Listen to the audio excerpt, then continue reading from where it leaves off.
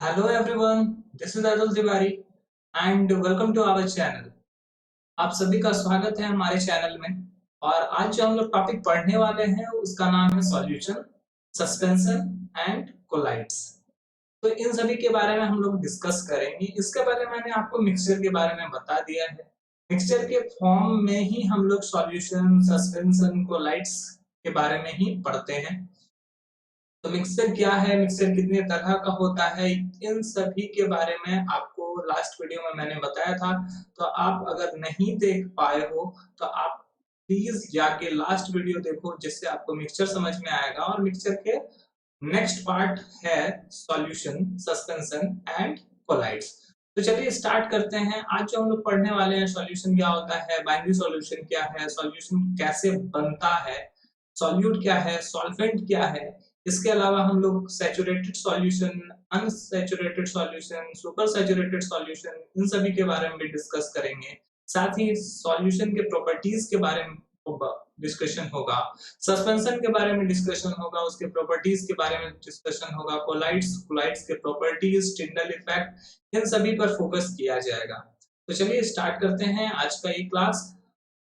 तो जैसे कि हम लोगों को पता है, नाम से ही स्पष्ट हो जा रहा है, नाम से ही हम लोग को दिख पा रहा है कि solution, solution what is solution. Question solution सुनते ही हम लोग के दिमाग में पहला क्वेश्चन यही आएगा कि सॉल्यूशन क्या है।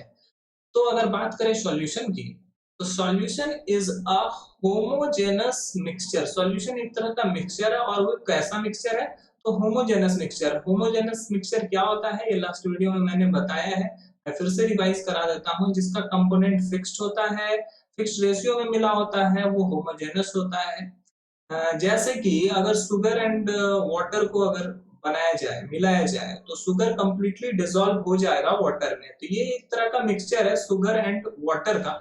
बट ये कंप्लीटली जब एक दूसरे में मिक्स हो जा रहे हैं, तो वो होमोजेनस मिक्सचर कहलाएगा। ये दो भी सब्सटेंस का भी हो सकता है और दो से ज्यादा सब्सटेंस का भी हो सकता है। एग्जांपल के तौर पे आप देख सकते हो सॉल्ट सॉल्यूशन, शुगर सॉल्यूशन, ऐसे ढेरों सारे एग्जांपल हो सकते हैं सॉल्यूशन के। आप घर में एक कप लो या एक ग्लास लो, उसमें कुछ वाटर ले लो और उसमें शुगर डालो, शुगर के पार्टिकल्स आपको नहीं दिखेंगे। इसका रीजन ये है कि वाटर का जो मॉलिक्यूल्स होता है, उसी मॉलिक्यूल्स के बीच में शुगर का मॉलिक्यूल्स चला जाता है। वाटर मॉलिक्यूल्स के बीच में शुगर मॉलिक्यूल्स चले जाते हैं, जिसके वजह से वो हम लोग को दिखाई नहीं पड़ते। और अगर ऐसा प्रॉपर्टी होता है तो वो सॉल्यूशन कहलाता है और वो होमोजेनस मिक्सचर कहलाता है। अब बात करते हैं बाइनरी सॉल्यूशन की। तो बाइनरी सॉल्यूशन के बारे में अगर हम लोग देखें, तो बाइनरी सॉल्यूशन क्या है, व्हाट इज बाइनरी सॉल्यूशन। तो बाइनरी सॉल्यूशन के बारे में बोल सकते हैं, a solution which is made up to two components is called binary solution. Bi means two, nary means दो, या कंपोनेंट, कंपोनेंट बोल सकते हो। तो बाई का मींस होता है टू, एंड नरी का मतलब बोल सकते हो कंपोनेंट्स। तो जो टू कंपोनेंट्स से बना हुआ है उसको बोलते हैं बाइनरी सॉल्यूशन। अगर मान लो, इसका एग्जांपल ले लेते हैं, शुगर प्लस वाटर।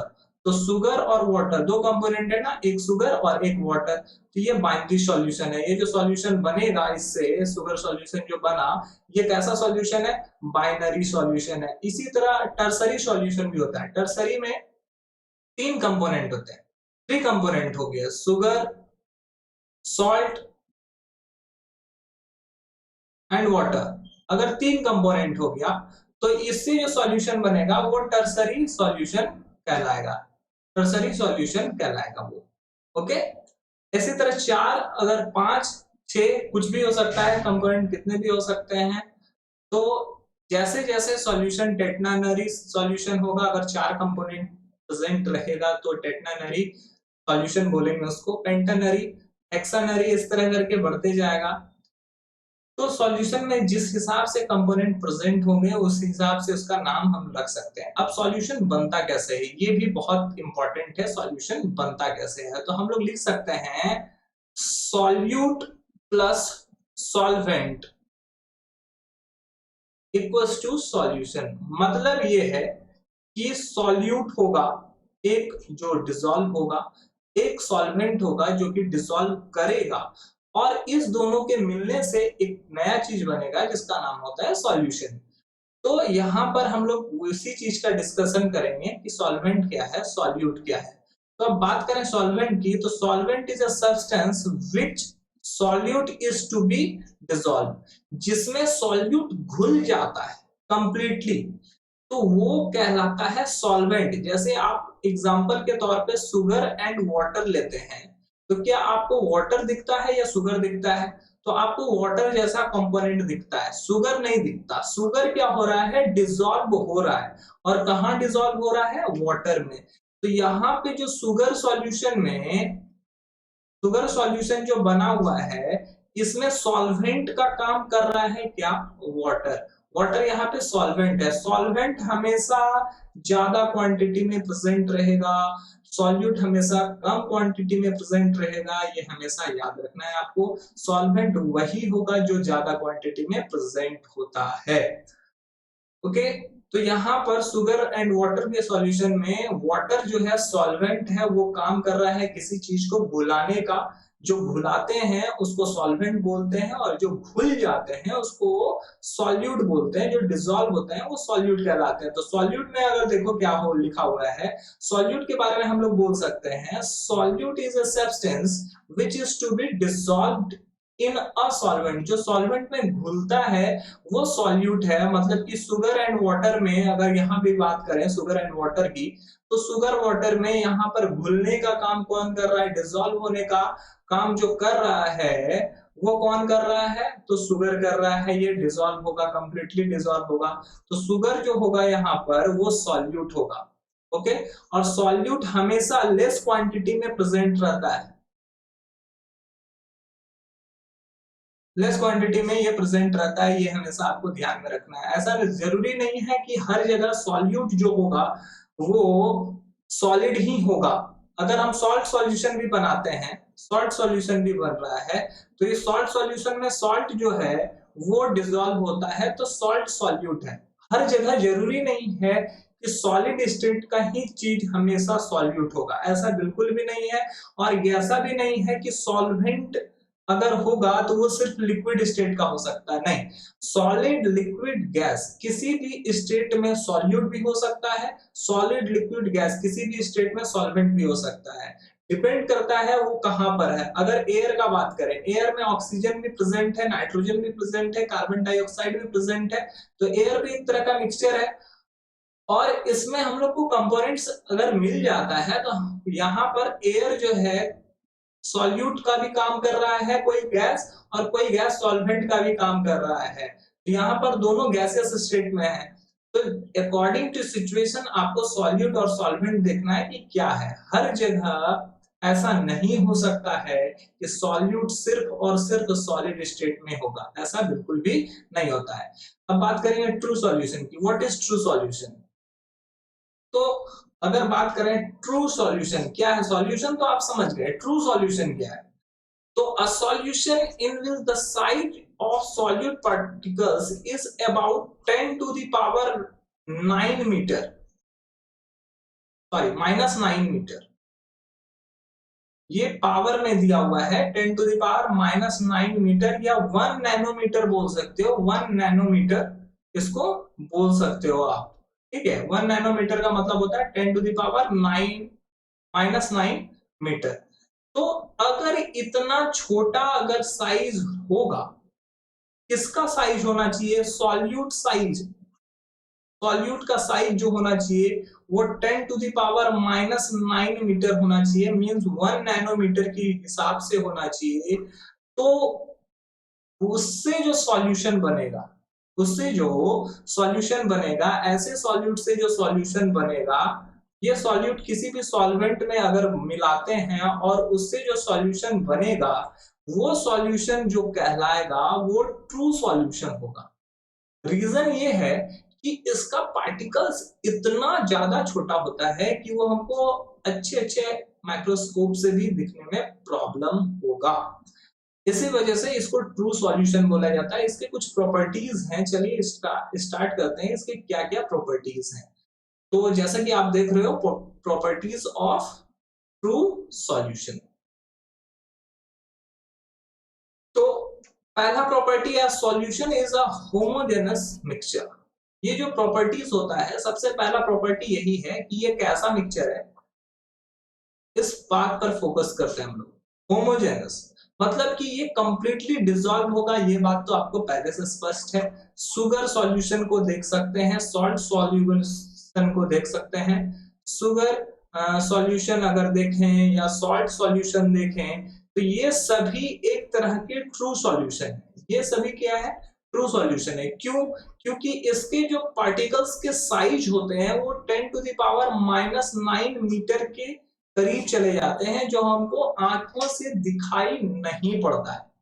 वो इतने छोटे हो जाते हैं कि वो हमको आंखों से दिखाई नहीं पड़ते हैं, और इसी वजह से हम लोग बोलते हैं कि वो कंप्लीटली डिसॉल्व हो गया। और ऐसे मिक्सचर को आप देखोगे ना, ये ट्रांसपेरेंट हो जाएंगे। सपोज करो कि एक ग्लास वाटर है, उसमें सॉल्ट घुला हुआ है। अगर आप उसको ध्यान से देखोगे तो वो वाटर आपको ट्रांसपेरेंट दिखेगा, एक तरफ से दूसरी तरफ आप देख सकते हो। रीजन है, सॉल्ट उसमें घुला हुआ है, उसके बावजूद भी आप उसको एक तरफ से दूसरी तरफ देख सकते हो। रीजन क्या है कि इसके पार्टिकल्स इतने ज्यादा छोटे हो जा रहे हैं कि वो उसका कोई इफेक्ट ही नहीं पड़ रहा है उस सॉल्वेंट पर।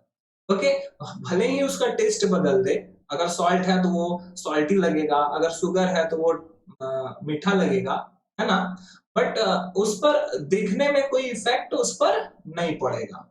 अब दूसरा इसका क्या प्रॉपर्टी है, अगर दूसरे प्रॉपर्टी के बारे में देखें, the size of solute particles in solution is extremely small. बहुत ज्यादा छोटा, extremely small. It is less than 1 nanometre in diameter. इसका जो डायमीटर होता है 1 नैनोमीटर से भी छोटा होता है। 1 nanometre equals to 10 to the power -9 metre. Okay, ये -9 लिखा हुआ है, आप कंफ्यूज मत होना। ओके, तो ये 10 टू द पावर -9 मीटर के अराउंड इसका डायमीटर होता है, तो रेडियस बिल्कुल उसका हाफ होगा। और रेडियस इतना छोटा हो सकता है किसी मॉलिक्यूल्स का, तो सोचो कि वो कितना छोटा होगा। और वो इस वजह से हम लोग को दिखाई भी नहीं पड़ता है। ओके, और इसका सॉल्यूशन पर कोई इफेक्ट, सॉल्यूशन अगर बना हुआ है तो उसके देखने पर कोई इफेक्ट नहीं पड़ेगा। हाँ, भले ही उस पर कुछ इफेक्ट पड़ सकता है, उसके टेस्ट पर इफेक्ट पड़ेगा, उसके अपीयरेंस पर इफेक्ट पड़ेगा, लेकिन वो जैसा दिखता है उसके अपीयरेंस पर कोई इफेक्ट नहीं पड़ेगा। अब एक और प्रॉपर्टी के बारे में जान लें। The particles of a solution can not be seen even with a microscope. अगर इसको माइक्रोस्कोप से भी देखने जाएं हम लोग, तो ये माइक्रोस्कोप से भी सीन नहीं है, ये बिल्कुल भी दिखेगा नहीं आपको। अगर आप ट्रू सॉल्यूशन ले लें और इसको माइक्रोस्कोप से देखने का कोशिश करें, खुले आंख से तो आपको दिखेगा नहीं। अगर हम लोग इसको माइक्रोस्कोप से भी देखने का कोशिश करें तो ये आपको दिखने वाला नहीं है, ये इतना ज्यादा छोटा होता है। इसके अलावा एक और प्रॉपर्टी ये है कि the particles of solution pass through the filter paper. अगर फिल्टर पेपर ले लो, फिल्टर पेपर आपने देखा होगा, ठीक है, व्हाइट कलर का होता है, ऐसा गोल सा शेप रहता है। इसको फिल्टर पेपर को कैसे बनाया जाता है, ये किसी कीप में डाल दिया जाता है, ऐसा कुछ एक apparatus आता है, उसमें इसको फिल्टर पेपर को डाल दिया जाता है और फिल्टर पेपर को फोल्ड करके डाला जाता है। ये इस तरह ये हाफ ऐसे पहले किया जाएगा, इसको अगर फोल्ड करेंगे तो वो हाफ ऐसे होगा, और फिर इसको एक और फोल्ड करेंगे तो वो कुछ ऐसा दिखेगा। और जब इसको ऐसा दिखेगा तो इसी पे इसको डाल दिया जाता है और इसमें इसको छाना जाता है। जब इसको निकालोगे तो देखोगे ट्रू सॉल्यूशन जब इस पे डाला गया तो इसमें फिल्टर पेपर में आपको कुछ भी महसूस नहीं होगा, ये सारा का सारा पास कर जाता है। फिल्टर पेपर क्या होता है, उसमें छोटा छोटा पोर्स होता है जिसके थ्रू सिर्फ वाटर मॉलिक्यूल्स पास कर सकते हैं, या वाटर मॉलिक्यूल्स से बहुत छोटे जो पार्टिकल्स होते हैं वो पास कर सकते हैं। तो ये वाटर मॉलिक्यूल्स के साथ पास कर जाता है। शुगर सॉल्यूशन या साल्ट सॉल्यूशन लें, शुगर या सॉल्ट सॉल्यूशन लेते हैं, कोई भी सॉल्यूशन लें, तो इसमें शुगर और सॉल्ट का पार्टिकल्स इतना छोटा हो जाता है कि ये फिल्टर पेपर के पोर्स को भी पार कर जाता है। Okay, and fifth is the solution are very stable. Stable का मतलब क्या है कि आप कहीं पर शुगर सॉल्यूशन बना लो, ओके, और उसको किसी कंटेनर में छोड़ दो, आप एक आर छोड़ दो उसको, ओके, बिना कुछ टच किए बिना कुछ हिलाए इसको छोड़ दो, तो ऐसा बिल्कुल भी नहीं होगा कि जब आप उसको फिर से पी रहे हो 1 घंटा के बाद तो यहाँ पर का ऊपर वाला टेस्ट थोड़ा कम है मीठा और नीचे वाला टेस्ट है ज्यादा मीठा, ऐसा कुछ भी नहीं है। ऊपर वाला टेस्ट जो होगा सेम एज वेल एज नीचे जो होगा वही सेम ऊपर पे ही होगा, मतलब कि चारों तरफ इक्वली डिस्ट्रीब्यूटेड होगा और इसके जो पार्टिकल्स होते हैं वो स्टेबल होते हैं, वो एक ही जगह पर रहते हैं, वो ज्यादा मूव नहीं करते। ऐसा नहीं है, अगर कोई मिक्सचर अगर हम सैंड पार्टिकल्स के साथ ऐसा करें, अगर किसी वाटर में सैंड पार्टिकल्स ले लें तो सैंड पार्टिकल्स क्या होगा, बॉटम पे आकर जमा हो जाएगा, है ना, क्योंकि ये स्टेबल नहीं है इसीलिए ये बॉटम पे आकर क्या हो जाएंगे, जमा हो जाएंगे। लेकिन शुगर सॉल्यूशन, सॉल्ट सॉल्यूशन या ट्रू सॉल्यूशन में कभी भी ऐसा नहीं होता, जो डिसॉल्व हुआ पार्टिकल्स है वो सॉल्यूशन में ही प्रेजेंट रहता है, वो थ्रू आउट लिक्विड में ही प्रेजेंट रहता है, ना कि नीचे में आकर बॉटम पर जमा हो जाता है, ऐसा बिल्कुल भी नहीं होता है। अब एक और प्रॉपर्टी के बारे में जान लो, इसका last property, a true solution does not scrap light. Light को स्क्रैप नहीं करता, क्यों? क्योंकि इसके पार्टिकल्स बहुत बहुत होते हैं, स्मॉल होते हैं। अगर लाइट एक तरफ से डालोगे, अगर सपोज करो ये कोई ट्रू सॉल्यूशन है, अगर इस तरफ से इसमें कोई लाइट दिया गया, ओके, अगर इसमें कोई लाइट दिया जाता है तो इससे जो लाइट निकलेगा वो एक दूसरे को ट्रांसपेरेंट होगा और ये एक दूसरे से पास भी कर जाएगा, इस पर लाइट का कोई इफेक्ट नहीं पड़ेगा, ना इस पर स्कैटर करेगा, ना ही इस लाइट पर कोई इफेक्ट पड़ेगा। जैसे कि वाटर से लाइट पास कर सकता है ना, उसी तरह ये आसानी से, या ग्लास से, प्योर वाटर से, प्योर वाटर बोल सकते हैं या क्लियर वाटर बोल सकते हो आप, जैसे लाइट पास हो जाता है ना, जस्ट उसी तरह यहाँ भी लाइट पास हो जाएगा, कोई इफेक्ट नहीं पड़ेगा। तो ये कुछ प्रॉपर्टी थे जो कि ट्रू सॉल्यूशन के प्रॉपर्टी थे। अब सॉल्यूशन में एक और टाइप है जिसका नाम होता है सैचुरेटेड सॉल्यूशन। सैचुरेटेड सॉल्यूशन क्या है? What is saturated solution? A solution which at given temperature dissolve as much solute as it is capable of dissolving is said to be saturated solution। मान लो एक temperature है, कोई fix temperature है, suppose करो ये 25 degree centigrade पर इसको heat किया गया और इसमें क्या किया गया, शुगर डाला गया, इसी में शुगर डिसॉल्व किया गया। तो शुगर इसमें अगर एक ग्लास है, रूम टेम्परेचर पे बात करते हैं, एक ग्लास में हम लोग 1 चम्मच पानी, ये पूरा ग्लास पानी ले लिए हैं, 1 चम्मच चीनी डालेंगे, वो आसानी से डिसॉल्व हो जाएगा। अगर दूसरा चम्मच भी चीनी डालें तो वो भी डिसॉल्व हो जाएगा, तीसरा चम्मच डालें तो भी डिसॉल्व होगा, चौथा चम्मच डालें तो हो सकता है अब डिसॉल्व होना थोड़ा कम हो जाएगा, रेट जो शुरू में था वो धीरे धीरे घटना शुरू हो जाएगा। शुरू वाला बहुत तेजी से डिसॉल्व हुआ होगा, सेकंड वाला थोड़ा कम, उससे भी कम, उससे भी कम, और एक टाइम ऐसा आएगा कि इसमें शुगर डिसॉल्व होना बंद हो जाएगा। एक समय ऐसा आएगा कैन नॉट डिसॉल्व शुगर। एक समय ऐसा भी आएगा कि वो और शुगर को डिसॉल्व नहीं कर सकता। तो जिस समय वो मैक्सिमम अमाउंट कर चुका है ना, डिसॉल्व कर चुका है, अब उससे ज्यादा अमाउंट डिसॉल्व नहीं होगा, तो वैसे कंडीशन को ही सैचुरेटेड सॉल्यूशन बोलते हैं। उसी को सैचुरेटेड सॉल्यूशन बोलते हैं जब उसमें मैक्सिमम अमाउंट में सॉल्यूट प्रेजेंट रहता है, अब उससे ज्यादा सॉल्यूट वहां पर प्रेजेंट नहीं हो सकता, तो उसको सैचुरेटेड सॉल्यूशन बोलेंगे। और अनसैचुरेटेड इसका जस्ट अपोजिट होता है। अनसैचुरेटेड की बात करें तो लिखा हुआ है when the amount of solute contained in a solution is less than the saturation level, the solution is said to be unsaturated solute। अब मान लो एक ग्लास में maximum maximum 6 spoon sugar dissolve हो सकता है मैक्सिमम। ओके, ये एक glass में 6 स्पून शुगर डिसॉल्व हो सकता है। अभी इसमें हम लोग डिसॉल्व किए हैं 2 स्पून, 2 स्पून शुगर इसमें डिसॉल्व हुआ है। ओके, डिसॉल्व किए हैं। तो ऐसे स्थिति में अभी और भी इसमें शुगर डिसॉल्व हो सकता है ना। तो अगर और भी शुगर डिसॉल्व हो सकता है तो वैसे कंडीशन में ये अनसैचुरेटेड सॉल्यूशन कहलाएगा, वो अनसैचुरेटेड सॉल्यूशन कहलाएगा। ओके, इसमें कोई शक नहीं है। और एक और आता है सुपर सैचुरेटेड सॉल्यूशन। तो सुपर सैचुरेटेड सॉल्यूशन क्या कहता है?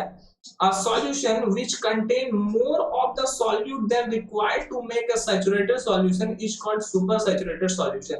अब मान लो कि किसी में मैक्सिमम घुलने का जो चांसेस है वो 8 स्पून है, 8 स्पून शुगर किसी कंटेनर में घुल सकता है सपोज करो, और वहां पर हम लोग क्या करते हैं 8.5 स्पून शुगर डिसॉल्व कर देते हैं। ये डिसॉल्व कर दिए हम लोग, होने का चांसेस था 8, लेकिन हम लोग किए कितना 8.5। तो ऐसे कंडीशन में इसको बोलते हैं सुपर सैचुरेटेड, इसको बोलते हैं सुपर सैचुरेटेड सॉल्यूशन। मतलब कि अपने अमाउंट से थोड़ा ज्यादा अगर डिसॉल्व होगा तो वो सुपर सैचुरेटेड हो जाएगा, अमाउंट से थोड़ा कम होगा तो वो अनसैचुरेटेड, और एकदम एग्जैक्ट अमाउंट के इक्वल ही होगा तो उसको बोलेंगे सैचुरेटेड सॉल्यूशन। अब बात करते हैं सस्पेंशन की। सस्पेंशन क्या है? What is suspension?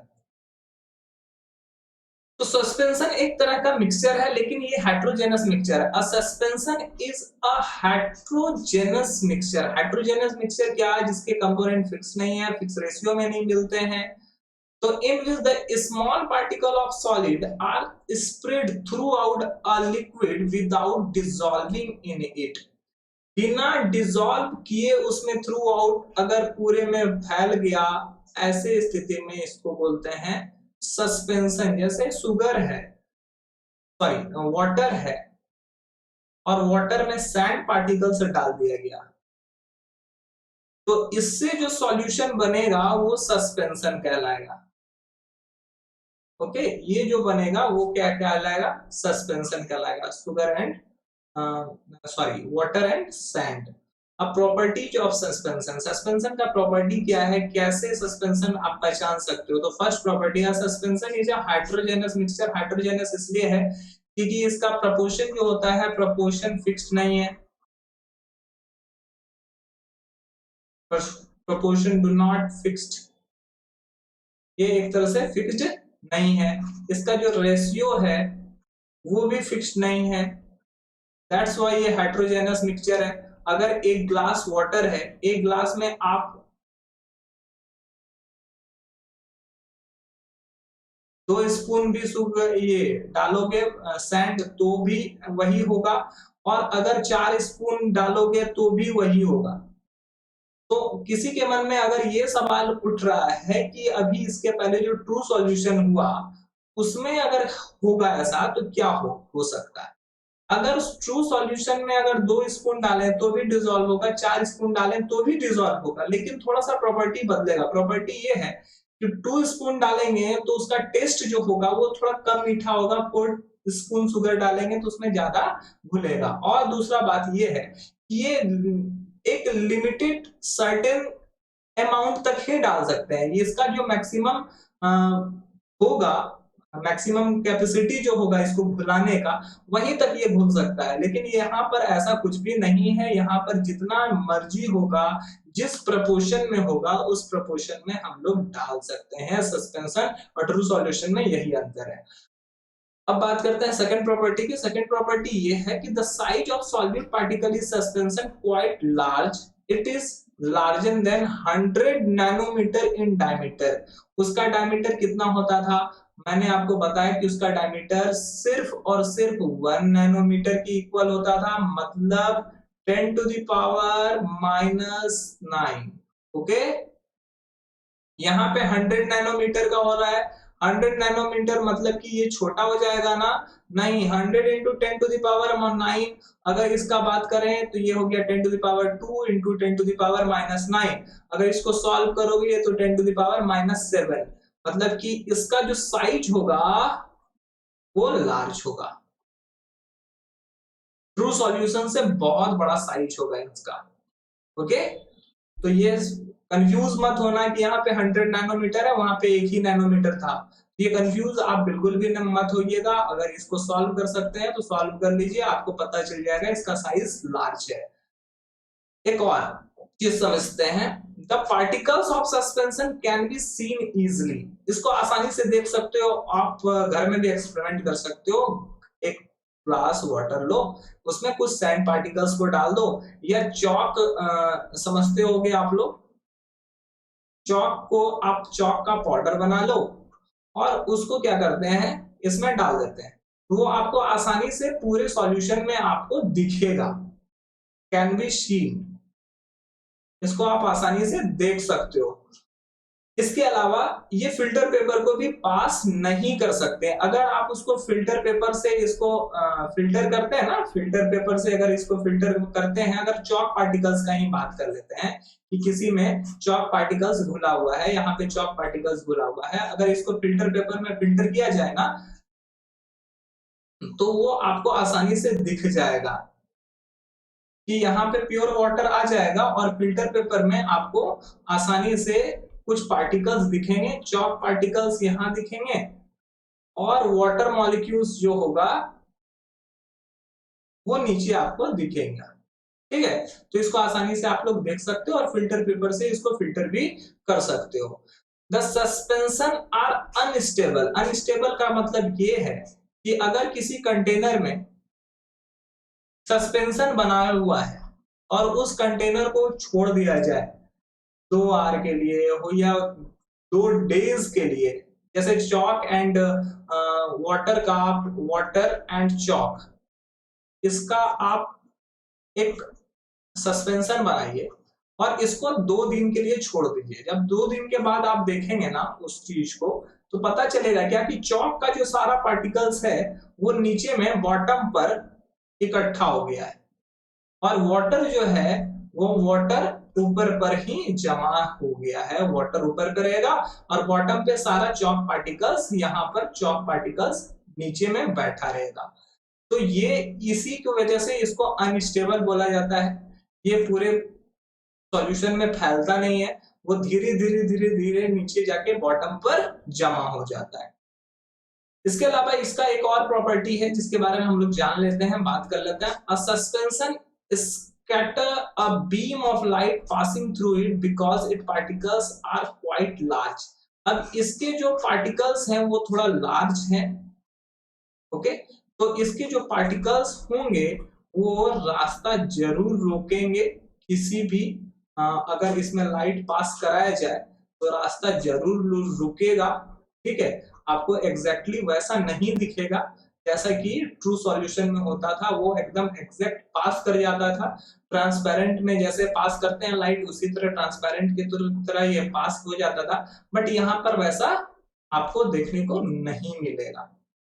अब कोलाइट्स क्या है, ये सस्पेंशन के बारे में हम लोगों ने डिस्कस किया। अब कोलाइट्स क्या है, कोलाइट्स को अगर हम समझना चाहते हैं तो हम लोग को उसके पहले ट्रू सॉल्यूशन एंड सस्पेंशन जरा समझना बहुत जरूरी था। ट्रू सॉल्यूशन का साइज होता है 10 टू द पावर -9 और मीटर, और अगर सस्पेंशन का साइज देखें 10 टू द पावर -7 मीटर।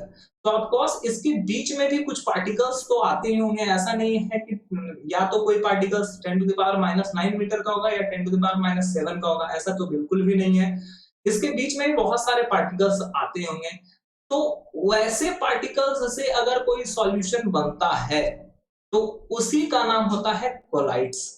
तो कोलाइड्स के बारे में अगर डेफिनेशन बात करें, a colloid is a kind of solution in which the size of solid particles is intermediate between those of true solution and those in suspension। Suspension में जो भी ये सस्पेंशन का साइज है और ये ट्रू सॉल्यूशन का साइज है, इसके बीच में जो भी पार्टिकल्स आते हैं वो कोलाइड्स कहला सकते हैं, वो कोलाइड्स के पार्टिकल्स होंगे। जैसा कि आपको एग्जांपल के तौर पे आप लोग देख सकते हो इंक को, इंक के पार्टिकल्स कोलाइडल पार्टिकल्स होते हैं। मिल्क को भी आप देख सकते हो, ये सब कोलाइडल सॉल्यूशन है। ओके, यहाँ का साइज जो होगा इंक के पार्टिकल्स का साइज या मिल्क के पार्टिकल्स का साइज, वो ना तो ट्रू सॉल्यूशन में आते हैं ना ही सस्पेंशन में आते हैं, इस दोनों के बीच का प्रॉपर्टी आता है, इसलिए इसको कोलाइड्स में रखा गया है। अब इसका क्या क्या प्रॉपर्टीज है ये भी जानना जरूरी है। तो फर्स्ट प्रॉपर्टी के बारे में अगर बात करें, अब collides or colloidal solution appear to be homogeneous but actually it is heterogeneous। दिखने में आपको लगेगा कि homogeneous है, homogeneous लगेगा। कैसे? आप मिल्क को लेते हो, मिल्क को देखते हो, 1 घंटा छोड़ देते हैं मिल्क को, कभी भी ऐसा नहीं होता कि मिल्क का सारा पार्टिकल्स नीचे में बॉटम में जमा हो गया और वाटर पार्टिकल्स ऊपर पे आ गया, ऐसा कभी मिल्क में नहीं होता है। मिल्क का पार्टिकल्स पूरे ऊपर से नीचे तक एक ही जैसा लगता है। तो अभी हम लोग पढ़े थे ट्रू सॉल्यूशन में ऐसा नहीं होता था, ट्रू सॉल्यूशन में ऐसा नहीं होता था, लेकिन सस्पेंशन में ऐसा होता था। ट्रू सॉल्यूशन में पार्टिकल्स नीचे नहीं आते थे, सस्पेंशन में पार्टिकल्स नीचे आ जाते थे, लेकिन यहाँ पे नहीं आ रहा है, तो इसका मतलब ये ट्रू सॉल्यूशन की तरफ जाना चाहिए। बट ये ऐसा नहीं है। ऐसा इसलिए नहीं है क्योंकि ये क्या करता है, लाइट को स्क्रैच करता है। सस्पेंशन का जो पार्टिकल्स था वो लाइट को स्क्रैच करता था, ट्रू सॉल्यूशन का नहीं करता था।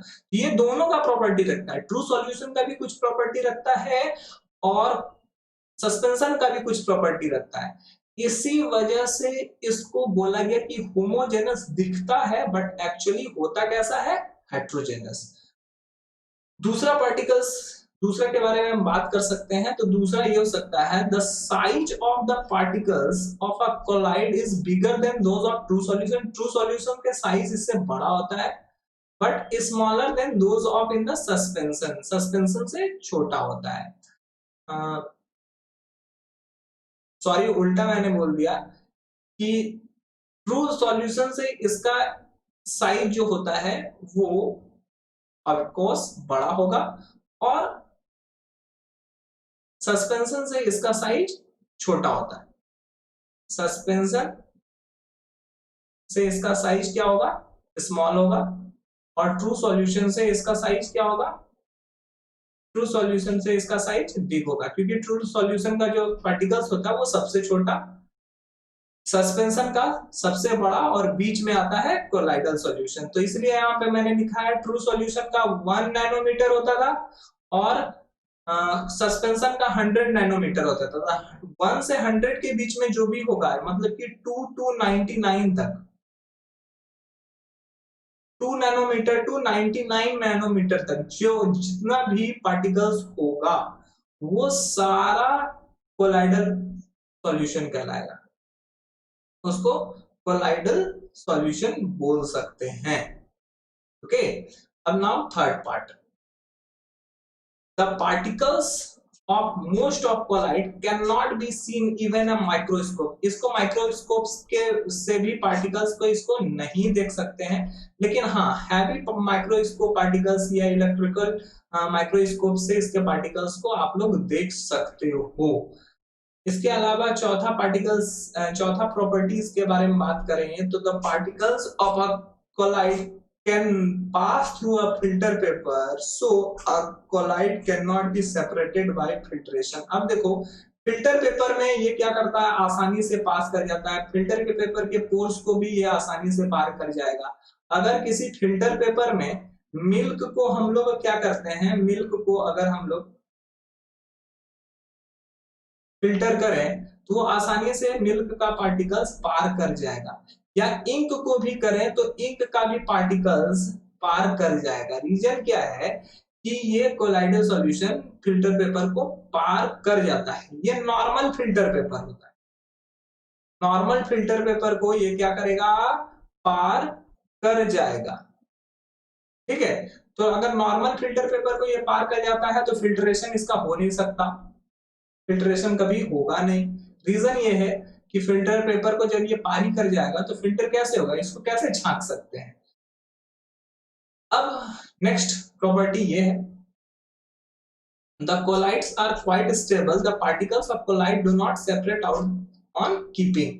अब देखो कि colloid के पार्टिकल कभी भी इसके भी थोड़ा पार्टिकल्स स्टेबल होते हैं। स्टेबल इसलिए मैंने शुरू में ही आपको मिल्क का एग्जांपल दिया था। मिल्क एक कोलाइडल सॉल्यूशन है और मिल्क का पार्टिकल्स कभी भी आपको बॉटम पर गिरा हुआ या बॉटम पर जमा हुआ नहीं दिखेगा, वो थ्रू आउट पूरे सॉल्यूशन में एक ही तरह फैला हुआ रहता है।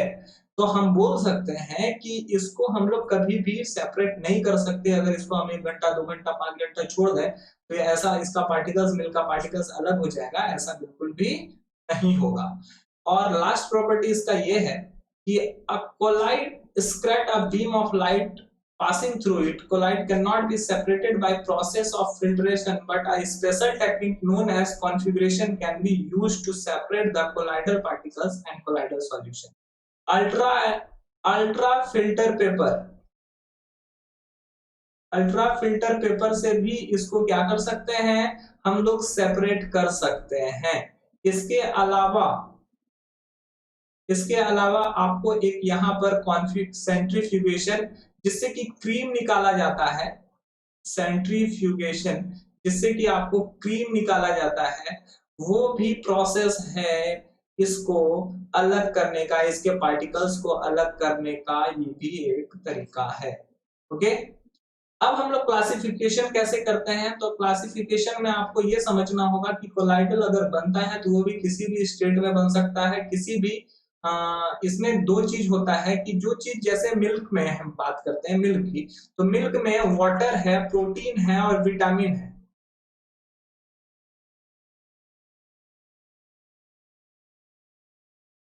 प्रोटीन एंड विटामिन, तो ये वाटर में प्रोटीन विटामिन सबका मिक्सचर रहता है। तो यहाँ पे वाटर क्या है, यहाँ पर सॉल्वेंट का काम कर रहा है, प्रोटीन विटामिन सॉल्यूट का काम कर रहा है। तो यहाँ पर सॉल्यूट और सॉल्वेंट काम नहीं करता, इसको डिस्पर्स्ड फेज और डिस्पर्सन मीडियम बोलते हैं। ओके, तो यहाँ पे डिस्पर्स फेज क्या है, अगर डिस्पर्स फेज सॉलिड हो और डिस्पर्सन मीडियम भी सॉलिड हो तो सॉलिड सॉल्यूशन बनेगा। और उसका एग्जांपल आप देख सकते हैं game stone, coloured glasses. Coloured glasses में क्या होता है कि जो सॉलिड है उसी में सॉलिड कलर को डाला जाता है। सॉलिड है, कांच जो होता है वो सॉलिड होता है, उसी में सॉलिड कलर को डाल दिया जाता है तो कलर ग्लासेस बनता है, आपको गेम स्टोन बनता है। इसके अलावा अगर डिस्पर्स फिट सॉलिड है लेकिन डिस्पर्सन मीडियम लिक्विड है तो सॉल्यूशन बनेगा, जैसे कि पेंट हो गया या सेल फ्लूइड हो गया, ऐसा कुछ। अगर डिस्पर्स्ड फेज सॉलिड है और डिस्पर्सन मीडियम गैस है तो आप उस टाइप को बोल सकते हो एरोसॉल। जैसे कि स्मोक हो गया, डस्ट हो गया। डस्ट आपको एयर में आपको आसानी से मिल जाएगा, एयर में वो गैस क्या हो रहा है, घुल रहा है। और सॉलिड इसको सॉलिड डस्ट पार्टिकल सॉलिड है, ओके, और उसको घुलाने का काम डिस्पर्सन मीडियम कहाँ घुल रहा है, एयर में। तो इस तरह से जो बनता है उसको बोलते हैं एरोसोल, जैसे स्मोक या डस्ट। अब अगर डिस्पर्स्ड फेज लिक्विड है और डिस्पर्सन मीडियम सॉलिड है तो उसको जेल बोलेंगे, जैसे चीज, बटर, जेलीज, ऐसा बहुत सारा कुछ होता है। अगर दोनों ही लिक्विड हो तो उसको इमल्सन बोलेंगे, जैसे कि मिल्क या हेयर क्रीम।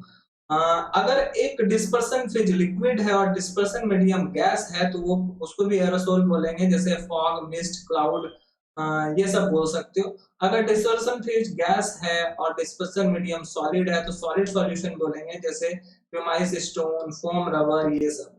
और अगर डिस्पर्सन फेज गैस है और डिस्पर्सन मीडियम लिक्विड है तो उससे फोम बनता है, जैसे फेन, froth, white cream, soap lather, ये सब।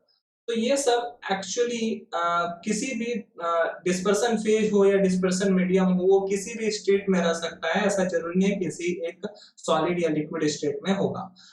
अब बात करेंगे ब्रोनियन मूवमेंट ऑफ कोलाइड्स की। कोलाइड्स का ब्रोनियन मूवमेंट क्या है? The colloids particle are moving at random in zigzag motion.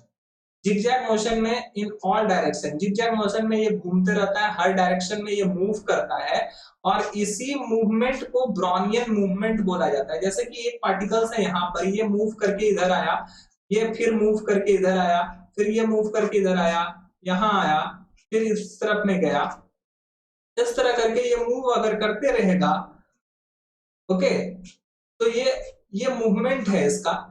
ये पार्टिकल्स का मूवमेंट जो होता है वो ब्रोनियन मूवमेंट के नाम से फेमस है। ओके, इसी को ब्रोनियन मूवमेंट बोलते हैं। ब्रोनियन नाम के साइंटिस्ट ने इसको बताया था, ब्रोनियन मूवमेंट। इसके अलावा टिंडल इफेक्ट, जो कि हम लोग का लास्ट टॉपिक है। तो टिंडल इफेक्ट क्या है? The phenomenon due to which the path of light become visible due to scattering of light by the colloidal particles is called Tyndall effect। जैसा कि आप देख रहे हो, इसमें लाइट का रेज आपको दिख रहा है ना? लाइट का रास्ता आपको दिख रहा है। ट्रू सॉल्यूशन में ऐसा नहीं होता था, लाइट का रास्ता आपको नहीं दिखता था, लेकिन कोलाइडल सॉल्यूशन में लाइट का रास्ता दिखता है और यहाँ भी आपको लाइट का रास्ता दिख रहा है। ये क्यों हो रहा है?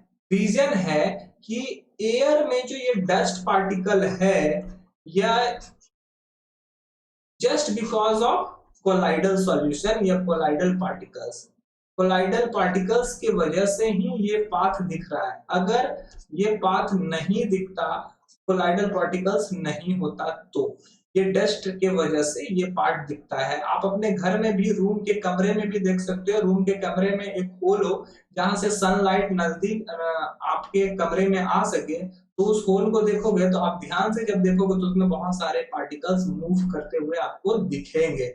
वो मूव इसलिए करते हैं क्योंकि एयर में डस्ट फैला हुआ है जो कि एक कोलाइडल पार्टिकल्स का काम कर रहा है, और ये कोलाइडल पार्टिकल्स की वजह से ही हम लोग को वो लाइट का पाथ दिखता है। ओके, और इसी इफेक्ट को बोलते हैं टिंडल इफेक्ट। ओके, इसी इफेक्ट को टिंडल इफेक्ट के नाम से जाना जाता है।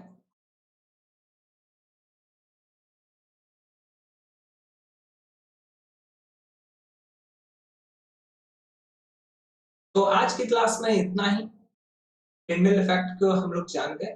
आज की क्लास में इतना ही। That's all, thank you.